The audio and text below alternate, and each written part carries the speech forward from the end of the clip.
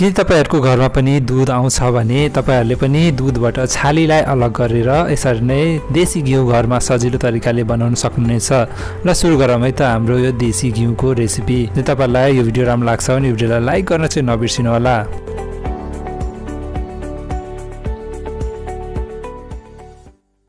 मैले यहाँ 2 हप्तामा 3 वटा टिफिनमा छाली जम्मा गरेको छु। तपाईहरुले पनि दूधबाट यसै गरी छाली जम्मा गरेर घरमा घिउ बनाउन सक्नुहुनेछ।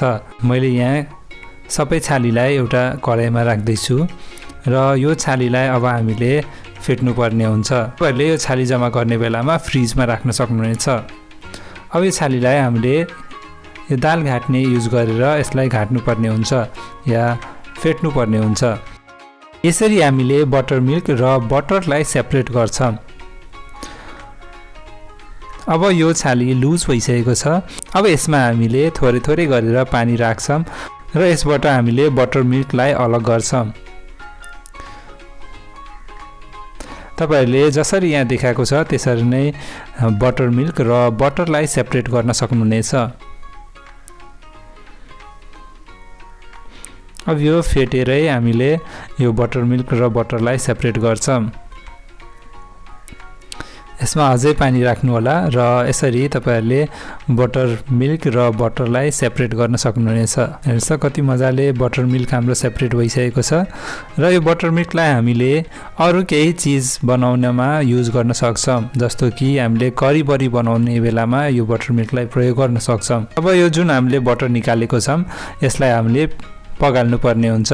त्यसको लागि मैले ग्यास अन गरेको छु र ग्यासमा मैले यो कराई राखेको छु। यसलाई हामीले बोइल गर्न छोड्दिन्छौं। यो बटरलाई बोइल गर्दै जाँदा अब यसमा फिज आउन थाल्छ र यो फिज आउन थालेपछि हाम्रो घिउ लगभग पाकिसकेको छ भन्न सक्छौं। यसबाट राम्रो घिउको बास्ना आउन थालिसकेको छ।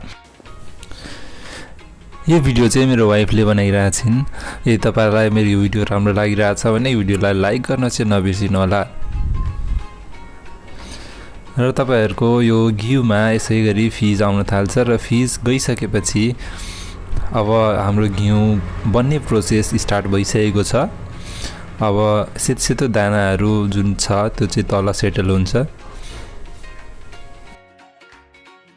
सेतो दानाहरू थियो त्यो तल बसेको छ र त्यो डढ्न थालेपछि हाम्रो घिउ अब लगभग पाकिसकेको छ भन्न सक्छौं है त। अब यो फिजलाई मैले हटाएर देखाउँदै छु। हेर्नुस् त हाम्रो घिउ तल कति राम्रोसँग बनेको छ। अब यो घिउलाई म छान्न गइरहेको छु।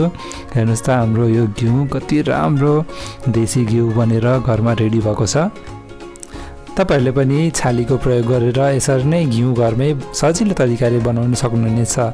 यदि तपाईलाई मेरो भिडियो राम्रो लागेको छ भने भिडियोलाई लाइक र शेयर गर्न चाहिँ नबिर्सिनु होला। र यदि मेरो च्यानललाई सब्स्क्राइब गर्नुभएको छैन भने तल गएर रातो बटनलाई प्रेस गरेर सब्स्क्राइब पनि गरिदिनु होला। अब यो घिउ अलग गरिसकेपछि हाम्रो यो बाँकी भएको दाडी छ यसलाई हामीले चिनी हालेर खान पनि सक्छौं। यो मिठो हुन्छ। फेरि भेटौँला अर्को भिडियोमा। त्यतिसम्मको लागि बाइ बाइ।